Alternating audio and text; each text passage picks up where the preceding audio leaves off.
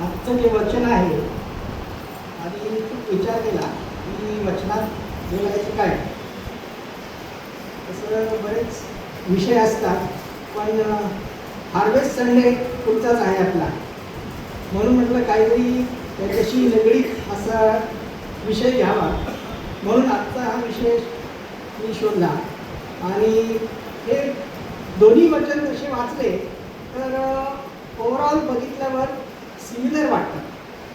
पौलाचं गलतीकरास जो उपदेश देत आहे, गलतीकराची मंडळी आहे, तो टायटस आहे आणि सगळी मंडळी वृद्ध आहेत, जवान आहेत, मुलं आहेत, त्यांना तो उपदेश करत आहे आणि त्याचा उपदेश ऐकायला ते सगळे नेहमी जमत असतात आणि वेगवेगळ्या विषयांवर बोलत असतं.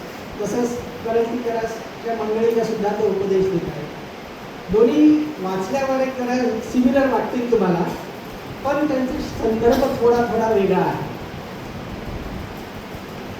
बी पेरणीबद्दलच आहे. आपण याच त्याच्यावर आधारित आजचं माझं सर्मन आहे की पेरणी आणि कापणीबद्दल. हा जो नियम आहे,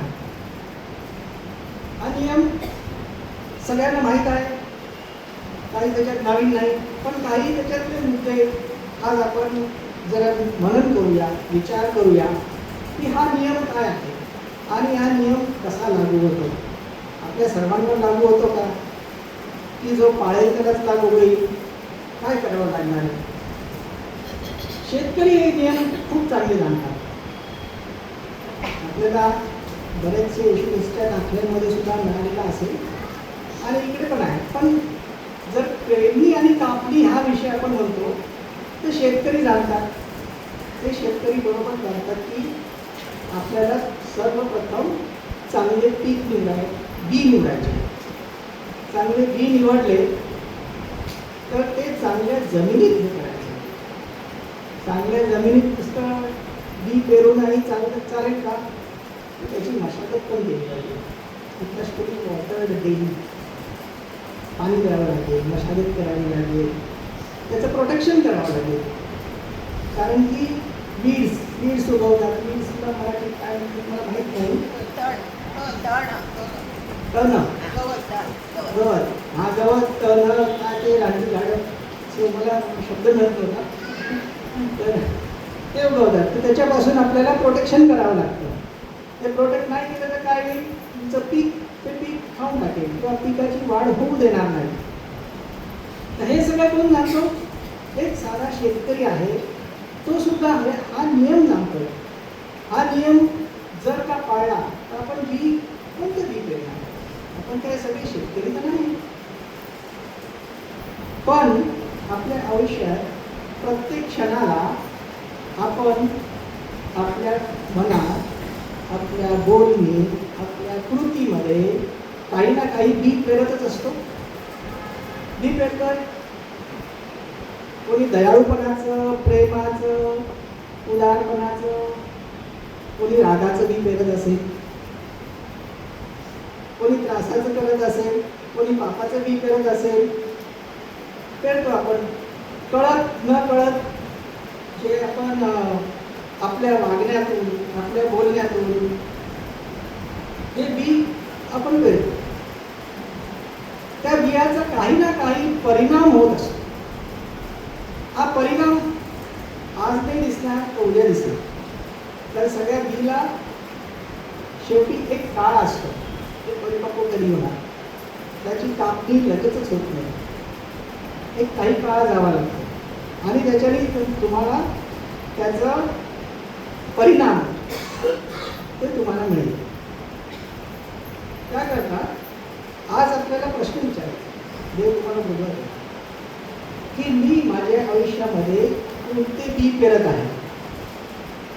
आपण स्वतःलाच विचारायचं की मी कोणते बी पेरत आहे.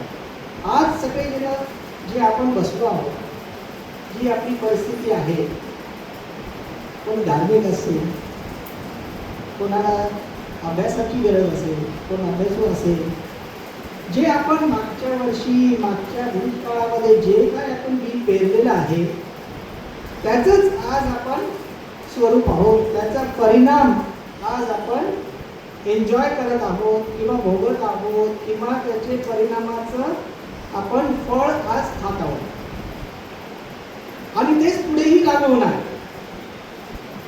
कारण की पुढचा जो परिणाम आहे तो परिणाम डिपेंड करेल की तुम्ही आज कोणते बी पेरता. आज विश्वासाचे बी पेरत आहात, आज प्रामाणिकपणाचे बी पेरत आहात का, आज प्रार्थनेचे बी पेरत आहात का, आज परिश्रमाचे बी पेरत आहात का. हे सगळे बी आपल्या आयुष्यात आपल्याला पेरायचे. ते तुम्हाला सगळ्यांना आज विचार करायचा.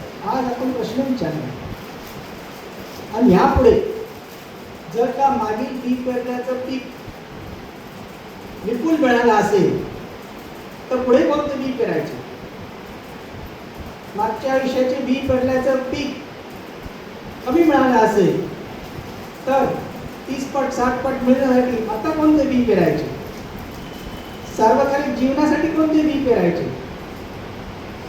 हे सगळं आज विचार करायचा आहे आपल्याला.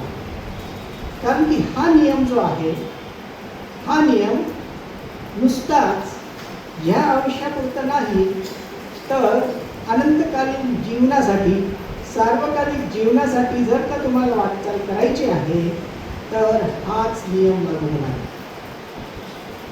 एक गोष्ट आहे टेक्सासमध्ये आहे असं म्हणतात. किती खरं किती खोटं आपल्याला माहित नाही. एक विश्वासू मंडळी होते, चर्च होते. ते दर रविवारी यायचे, भक्ती करायचे, विश्वासू होते, मंडळी चांगली होती. आणि कालांतराने काय झालं असं की एकदा त्यांच्या बाजूच्या प्लॉटमध्ये याला बार उघडला, दारूचा बार. आणि यांना खूप त्रास व्हायला लागला त्याचा. आता चर्चच्या बाजूला दारूचं दुकान उघडलं तर काय नाही, त्रास होणारच. मग काय करायचं. तर मग त्यांनी प्रेयर मीटिंग, स्पेशल प्रेयर, देवाला प्रेयर करूया, विनंती करूया की बाबा हे आमच्या इथून हे घालून त्याला दुसरीकडे कुठेतरी जाऊ दे. कारण ह्याला आम्ही जे प्रार्थनेचे विश्वासाचे बी पेरत आहोत त्याच्यापासून हे विचलित करत आहे, त्रास देत आहे. हे प्रेयर करतात संडेला आणि मंडेला वीज पडून ते साईडला बार हाकून जातो. ते काय विश्वासाची ऐकले का पुढे काय होतं. विश्वास कोणालाच ही स्टोरी नाही माहिती. ठीक आहे, आता पुढचे आत्ताच सांगतो, नंतर राहून दे. तो बार ओनर काय करतो, चर्चवर केस करतो की यांनी प्रार्थनेने माझा बार जाळून खाक केला, यांच्याकडून मला कॉम्पन्सेशन पाहिजे. आता ही केस केली चर्चवर, चर्चच्या मंडळीवर की यांच्या प्रार्थनेमुळे माझा नुकसान झालेलं आहे, माझा बार जळून खाक झालेला आहे. चर्च पण आता काय माझे बापरे. ते पण एक वकील नेमतात, चांगला वकील, त्यांच्या मंडळीमध्ये एक वकील असतो, तो पण फाईट करतो. तो काय फाईट करणार, तो म्हणतो नाही नाही असं प्रेयर कधी होतं का. तर जज म्हणतो आज एक अशी विचित्र केस माझ्यासमोर आलेली आहे की ही एक विश्वासू मंडळी आहे की यांनाच विश्वास नाही की यांच्या विश्वासाने झाला. आणि हा एक सिंपल माणूस आहे, बार चालवत आहे आणि ह्याचा विश्वास आहे की यांच्या विश्वासाने झाले. ही आहे विश्वास. आपला विश्वास किती दृढ आहे का. थोडंसं काही काय म्हणतात ना, आपल्या विपरीत परिस्थिती झाली की तो ढळतो, असं आहे की आपल्याला.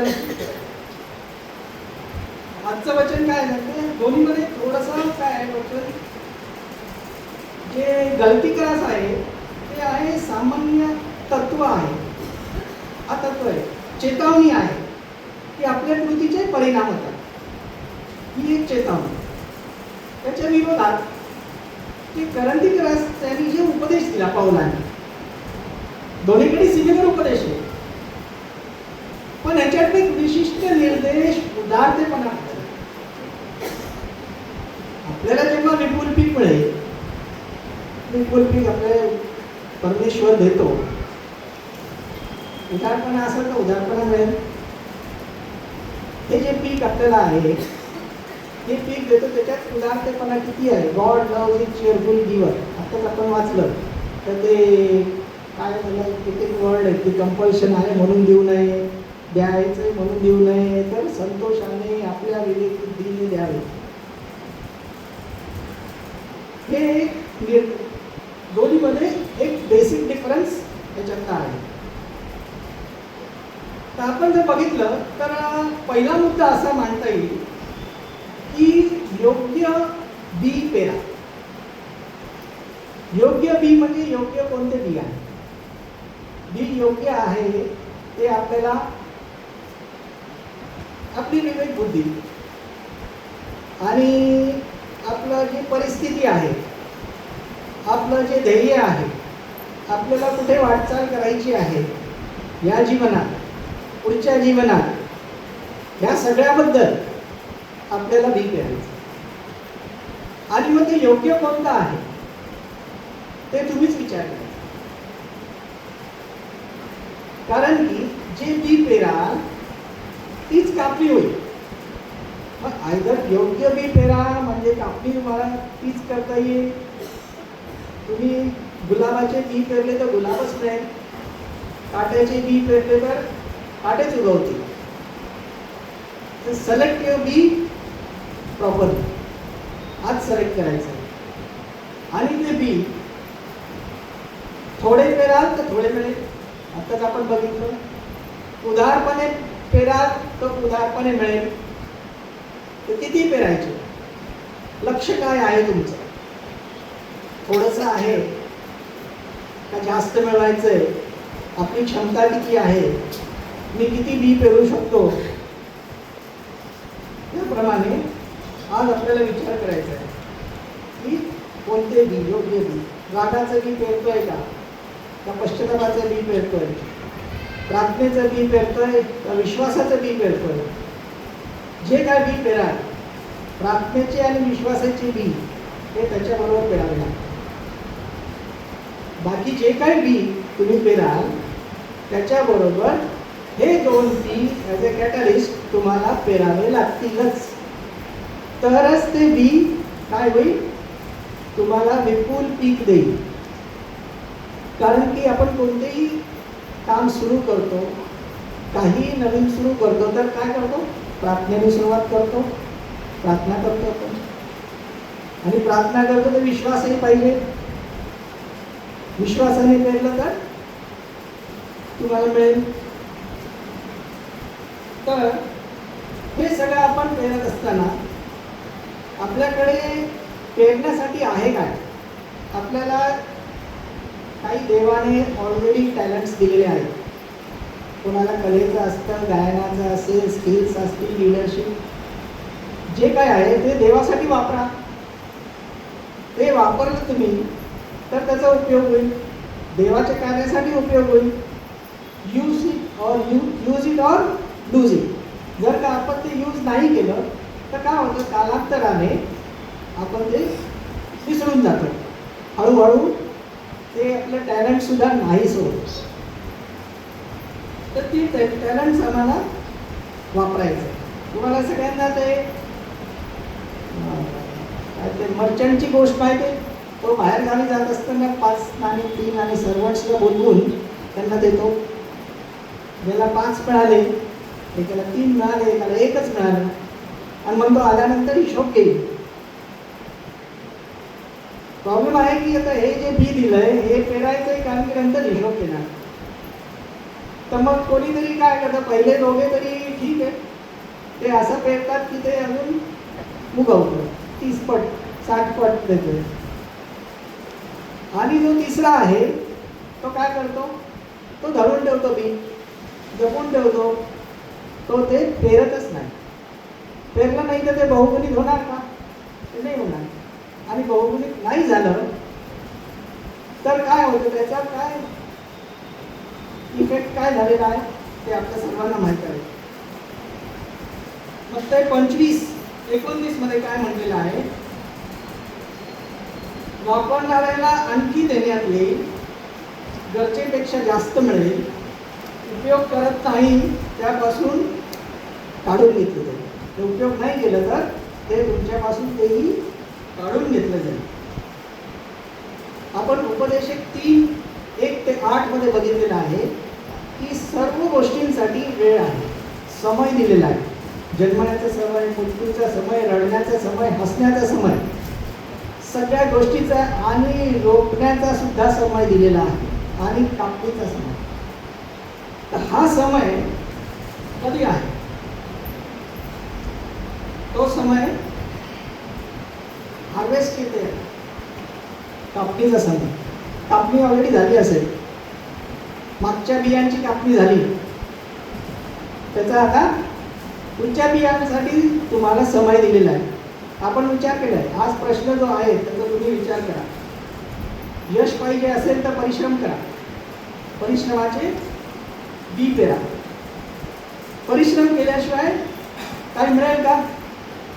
आता स्टुडंट्स अभ्यास करत असतील, परीक्षा आहे, आपण प्रेयर केली, आता प्रोव्हर्ब्सचं आपण एक्झाम दिली, नीतिसूत्रे, त्याच्यात त्यांनी म्हटलं की अभ्यासाच्या वेळेस 3 मित्र प्रेयर करत होते, रात्रभर प्रार्थना करत होते. पाळसाहेबांना म्हणतात केसाहेबांना फेल झालं. पाळसाहेब म्हणतात काय केलं? आम्ही प्रार्थना केली, गरजूंसाठी प्रार्थना केली, मुंबईतील गरिबांसाठी प्रार्थना केली, तो आजारी लोकांसाठी प्रार्थना केली. अभ्यास केला का? काय म्हणजे अभ्यास नाही. अभ्यास नाही केला तर होईल का? बी पेरावंही लागणार आहे, बीची मशागत करावी लागणार आहे. तुम्हाला प्रार्थनेच्या आणि विश्वासाच्या बीच्या बरोबर हे बी लावावं लागणार आहे.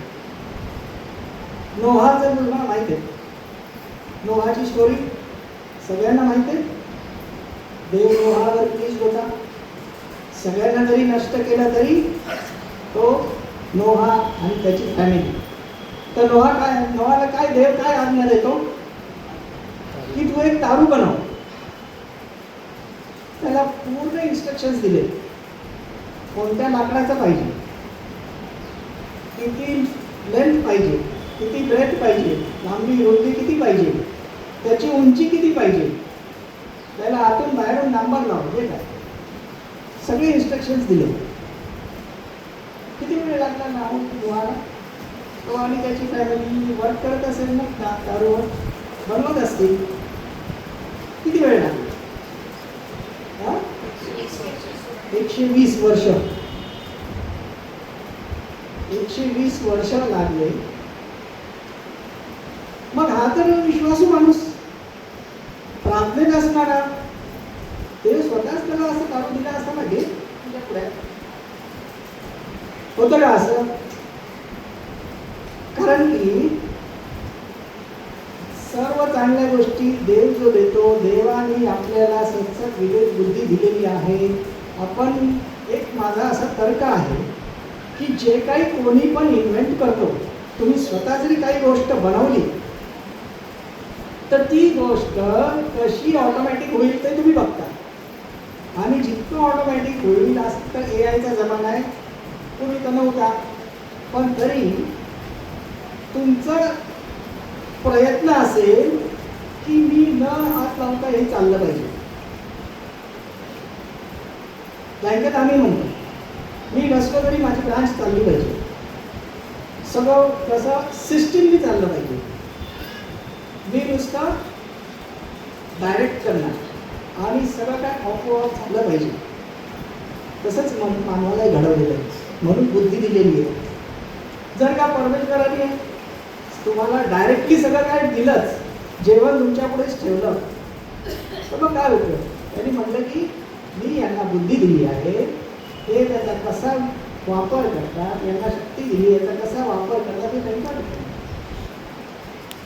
देव मदत करतो, पण ही helps those who help themselves. परिश्रमाचं बी करा. तर यश पाहिजे तर परिश्रम करा आणि बी पेरणं कंपल्सरी. विश्वासूपणाची बिया पेरणं, दयाळूपणाची, परिश्रमाचे, प्रार्थनेचे. दया पेराल तर काय होईल? मैत्री. प्रामाणिकपणा पेरा, विश्वास मिळेल. शिस्त पेरा, यश मिळेल. पाप पेरा तर दुःख मिळेल. क्षमा पेरली तर शांती मिळेल. दोषे 10:2 मध्ये असं म्हणते आहे, धार्मिकता पेरा, स्थिर प्रेमाचे फळ मिळवा. देवाचे नियम जे आहेत ते थोडेसे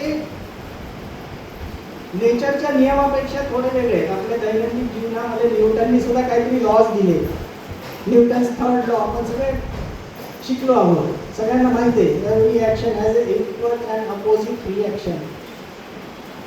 पण हा अपोजिट नाही आहे, इकडे समांतर आहे.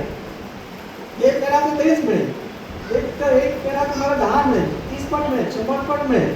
अपोजिट नाही आहे. हा नियम आहे देवाचा. दुसरा मुद्दा आहे जमीन तयार करा.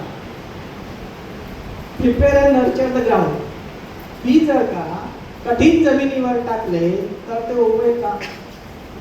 खडकावर पडले तर ते उगवेल का? तर चांगली जमीन तुम्हाला तयार करा. क्षमाची व्हावे. मनातील द्वेष, मत्सर, डिस्ट्रॅक्शन, सिन हे सगळे दगड तुम्हाला दूर करावे लागतील. हे दूर केले तर ते बी काय होईल? रूट्स पकडेल आणि तुमच्या सवयीप्रमाणे, तुमच्या डिसिप्लिन प्रमाणे जे तुम्ही प्रिपेअर केले तरच ते उगवणार. काय 2 फार्मर्स असतात. पाऊस पडत नाही, काही वर्ष पाऊस पडला नाही म्हणून दोघे प्रार्थना करतात किंवा पाऊस पडू दे. आणि एक जण जाऊन त्याचं फार्म टिल करत असतो, म्हणजे नांगरत असतो. दुसरा नाही. जेव्हा पाऊस येतो सगळं जातं, ज्याने जमीन तयार केली त्याला भरघोस पीक मिळतं आणि जो नाही त्याला नाही मिळत. तर म्हणून विश्वासाने बी पेरा. प्रक्रिया पूर्ण होऊ द्या. जी प्रोसेस आहे ती प्रोसेस पूर्ण व्हायलाच पाहिजे. कोणतेही पीक आहे त्याला सगळ्याला वेळ वेगवेगळा आहे. तुमचं पीक असेल की या परीक्षेत पास व्हायचं तर तुमचं फायनल एक्झाम पर्यंत पीक आहे, त्याप्रमाणे बी पेरा. आयुष्यात काहीतरी करायचंय, त्याचं पिकाचं हे एकूण पीक कधी मिळणार आहे, कापणी कधी होणार आहे, पुढील आयुष्यात होणार आहे. एक टार्गेट ठेवलेलं असेल तुम्ही. सार्वकालिक जीवनाचं पीक, त्याकरता वाटचाल करायची आहे, त्यासाठी पीक करत असाल आज, तर त्या हिशोबाने तुम्हाला लावावं. 120 वर्ष जर का लोहाने त्याचा विश्वास ढळला नाही, परिश्रम करत राहिला, जर का वाटलं असलं त्याला की वर्षानुवर्ष गेले, आता 120 वर्ष म्हणजे किती, आपलं तर आयुष्य पण नसतं तेवढं, तरी ते काम करत राहिले. सूर्य आपला होऊन रखरखत असेल, पावसाचं नामोनिशाण नाही, आणि हे आपले बांधतायत, तारू बांधतायत. बाकीचे लोक हसत असतील, आपल्याला माहीत नाही, म्हणत असतील काय वेळेपणा चाललेला आहे यांचा. पण त्यांनी विश्वास दवडला का? विश्वासू राहिला, एंडपर्यंत विश्वासू राहिला. आणि जेव्हा ते कंप्लीट झालं त्यानंतर अतिवृष्टी सुरू झाली. म्हणजे देव बाप तुम्हाला मदत करत असतो. तुमच्या बीचं फळ मिळेपर्यंत ते तो पण तुमच्या बरोबरच असतो. पण तुम्हाला डायरेक्ट मैदान नाही एवढा आहे. हे बी तुम्हालाच पेरायचे आणि त्याची मशागत तुम्हीच करायचे, त्याचं ग्राउंड तुम्हीच तयार करायचे. आणि हा प्रोसेस सगळा तुम्हाला फॉलो करायचा आहे. हा प्रोसेस फॉलो करण्यासाठी तुम्हाला डिसिप्लिन पाहिजे, शिस्त पाहिजे. पहिले काय होतं, लोक मोटिवेशन पाहिजे. बी पेरताना खूप मोटिवेटेड असतात, नाही नाही हे करायचं ते करायचं खूप काय. पण मोटिवेशन काय आहे, एक 100 मीटर्स पळण्यासारखं आहे. ते आज आहे उद्या नाही, त्याचा पारा खालीवर होत असतो. उद्या मोटिवेशन संपलं की खुश जाऊ दे, पुण्या करूया. नाही आज कंटाळा आला. मग डिसिप्लिन पाहिजे. डिसिप्लिन असेल तर आपण बरोबर. डिसिप्लिनमध्ये कन्सिस्टन्सी पाहिजे, सातत्याने करायला पाहिजे. सातत्याने नाही करणार तरी परत मशागत नाही केली, प्रोसेसमध्ये जर का तुम्ही अडथळा आणला तर काय होईल? पुढे होणार नाही पुढची वाटचाल. मग कन्सिस्टन्सी आल्यावर ultimately you should form A habit. Habit झाली पाहिजे ती. सकाळी उठल्यावर ब्रश करायची ही हॅबिट आहे आपल्याला. असं कधी म्हणतो आज कंटाळा आपल्याला ब्रश नाही करायचं असं मला नाही वाटत कधी होतं. आपण ऍडमिट असतो तरी ब्रश करतो आणि गेलो क्लेमंट अंकलला बघायला तो ब्रश करतो. हॅबिट आहे. काही झालं तरी हॅबिट काय? Discipline will beat motivation but habits will beat discipline. म्हणून हॅबिट निर्माण करा. एक सवय रोज आपल्याला या वेळेस प्रेयर करायची की या वेळेसच आपण करणार. आपल्या घरात आपला टाईम ठरला असेल, सगळ्यांनी आपला टाईम ठरवला असेल, सकाळी असो संध्याकाळी असो. पण एकदा ती सवय लागली की त्याप्रमाणे आपली बॉडी आपोआप तशी हालचाल करते. न्यू इयर रेझोल्युशन आपण बनवतो. न्यू इयरमध्ये नेहमी ठरवलं जातं या वर्षी एका मी बायबल अख्खा वाचून काढणार ठरवतो. कारण की ते बायबलचे ट्रॅक्स पण दिलेले असतात, त्याच्यात ते डेली वाचन किती करायला पाहिजे ते पण दिलेलं असतं. पण मोटिवेशन काय होतं तेव्हा पुरतं असतं ते आणि हळूहळू कमी होतं आणि हॅबिट पडलेली नाही. हॅबिट आपली जरा ते असते म्हणून शेवटी राहून जाईल. नेक्स्ट चौथा मुद्दा आहे प्रोटेक्ट द क्रॉप. तुम्हाला त्याचं संरक्षण करायचं बीजपासून. तर काय ते गवतापासून आत्मिक काय आहे पीक जे आहे ते आपल्या बाकीच्या सिन डिस्ट्रॅक्शन आणि ह्याच्यापासून आपल्याला प्रोटेक्ट करायचं. हा डिस्ट्रॅक्शन कारण काय आपल्या दैनंदिन जीवनामध्ये हे डिस्ट्रॅक्शन येतच असतं. सर्वात मोठं डिस्ट्रॅक्शन तर आपल्या हातातच घेऊन आपण फिरत असतो. आणि आज दिलं मोबाईल तो असा अभ्यास करत असो नाहीतर काही इम्पॉर्टंट काम करत असतो तरी तो बाजूलाच असतो आणि तो डिस्ट्रॅक्शन आहे. म्हणून मी त्याचं नोटिफिकेशनच ऑफ करून टाकतो. मग मी काय करतो, कोणी फोन करत नाही ते आता मी नंतर फोन करतो. तर कधीच मी रेडी नसतो फोन उचलायला, कधीच नसतो. मग मी नंतर करतो. ते बरेचदा असं होतं कारण की तो एक डिस्ट्रॅक्शन आहे. तर ते डिस्ट्रॅक्शन्स पासून आपल्याला प्रोटेक्ट व्हायचं. ह्याच्यात काय डिस्ट्रॅक्शन आपल्याला पाप, निराशा, विचलन हे सगळे डिस्ट्रॅक्शन आहेत. आणि आपले दैनंदिन डिस्ट्रॅक्शन तर तुम्हाला सगळ्यांना माहितीच आहे. तर निराशेपासून सावध राहा, पाप व विचलापासून दूर राहा आणि देवभक्त लोकांच्या सहवासात राहा. असं म्हणतात की you are the average of 5 persons around you. आपले जे जवळचे जे 5 मित्र आहेत त्यांचं ॲव्हरेज आपण असतो. म्हणून अशीच निवडा की जे तुम्हालाही प्रोत्साहित करतात, असे नाही की जे तुम्हाला लेझी करतात. ते लेझी असतील तुम्ही, कारण की त्यांचे विचार त्यांचे हे सगळे काय एकामेकांवर ते इफेक्ट करत असतात, त्याचे परिणाम होत असतात. म्हणजे सिलेक्ट करा. शेवटचा एक मुद्दा आहे की देवाचे आभार माना. रिजॉईस द हार्वेस्ट. हे सगळं केल्यावर तुम्हाला पीक नक्की मिळेल. कापणी तुमची चांगलीच होईल. पीक कोणती आहे? यश असो, शांती, आरोग्य, आशीर्वाद. देवाला धन्यवाद. स्तोत्रकर्ता 126:5 आणि 6 मध्ये म्हणतो जे अश्रूंनी पेरतात ते आनंदाने उगवतील. अश्रूंनी म्हणजे हू टॉईल फॉर दॅट, जे परिश्रम करतात. परिश्रम नाही केला तर फळ नाही.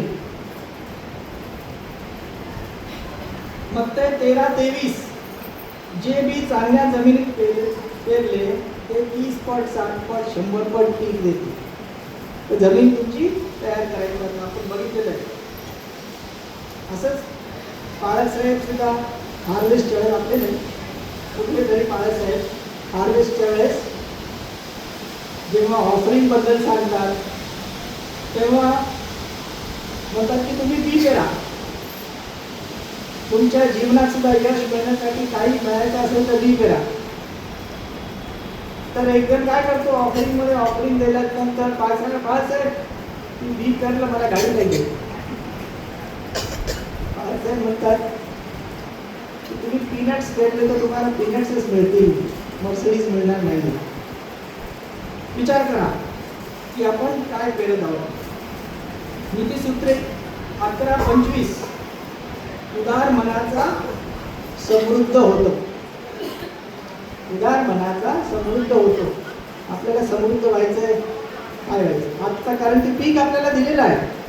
आपण मागील जे बी पेरलेलं आहे त्याचं पीक आपण कापलेलं आहे आणि उपभोगत आहोत. ते तुम्हाला स्वतः आपल्या स्वतःला आपल्याला माहीत आहे की मला 60 पट मिळाले, मला 100 पट मिळाले, किती मिळाले. आणि त्यातूनच आता आपल्याला काय द्यायचं, धन्यवाद द्यायचं देवाला. पण देवानेच पाऊस दिला, देवानेच सनशाईन दिलेलं आहे, देवानेच बी पण दिलेलं आहे. फक्त परिश्रम आपले आहेत. परिश्रमासाठी देवानेच आपल्याला विश्वास दिला, प्रार्थनेत आपण राहिलो, त्यामुळे काय मिळालेलं आपल्याला, पीक मिळालं. तर या पिकासाठी आज धन्यवाद द्यायचा आहे आपल्याला. धन्यवादासाठी एक पंजाबमधला एक मोटिवेशनल स्पीकर आहे सोनू शर्मा, कोणी यूट्यूबमध्ये बघितलं असेल तर. तो काय म्हणतो, हे सगळे लोक बायबलमधून उचलत असतात. तो म्हणतो आज मैं आपको एक मंत्र देता हूँ, जो भी बिजनेस शुरू करो भगवान को पार्टनर बनाओ. सिर्फ 10% का पार्टनर, 90% आपका, 10% भगवान का. भगवान को पार्टनर बनाओ और देखो आपका बिजनेस चलेगा कि नहीं. कोणी येतं दशमांश द्यायसाठी. All these people are getting inspired from the Bible. तर आपणही आज काय करायला पाहिजे, पाच सेवेने आपण आठवण करून दिली दशमांश. जे पीक मिळतं त्यातला दशमांश देवाचा असतो. मागील पेरणीबद्दल आपण विचार करूया. तर थोडक्यात म्हणजे समृद्ध पीक आपोआप येत नाही, त्यासाठी चांगले बी पेरावे लागते. बी पेरण्यासाठी चांगली जमीन निवडावी लागते. त्या बीची मशागत करावी लागते, प्रोटेक्ट करावं लागतं. तरच तुम्हाला काय मिळेल, विपुल असं पीक मिळेल. आणि देव करू आज आपल्या सर्वांना लागणारी ती शक्ती, बुद्धी देव आणि आपण प्रार्थनेपूर्वक विश्वासाने आपले बी पेरण्यास आपल्याला सहाय्य करू. आपण प्रार्थना करूया. पवित्र पवित्र सेनाधीश